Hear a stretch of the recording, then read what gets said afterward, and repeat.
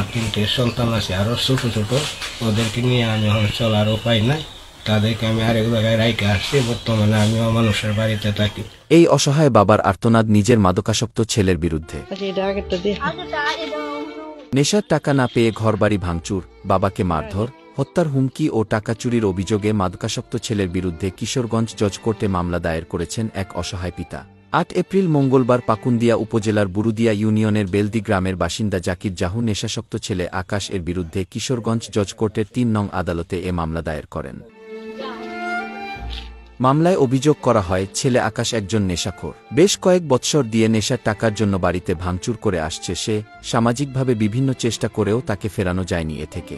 নেশার টাকার জন্য গত ৭ এপ্রিল তার বাবা ও পরিবারের অন্য সদস্যদেরকে ৫ লক্ষ টাকা দেওয়ার জন্য চাপ দেন সে। পরিবার থেকে টাকা না পেয়ে তিনি ঘরবাড়ি, বৈদ্যুতিক মিটার এবং আসবাবপত্র ভাঙচুর করেন এবং বাবাকে মারধর করে আলমারিতে রক্ষিত গরু বিক্রির ১ লক্ষ টাকা নিয়ে যায়।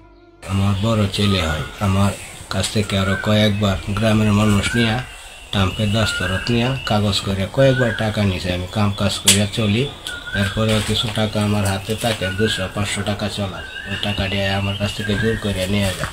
গ্রামের মানুষ কয়েকবার দলা করছে, দলা করার পরে টাম্পে সিগনেচারও দিছে, দেয়াইগুলি করছে। আমি তার লগে আর কোনোভাবে এখন গ্রামবাসীও তার সাথে পারতেছে না। ওই যে আমার ঘরে এগুলা করছে, গ্রামবাসীও আসে না, আসলে গ্রামবাসীরাও আমারে আরো 2-3 জনে মারছে এমন প্রমাণ আছে। তারাও এখন আমার বাড়িতে আসে।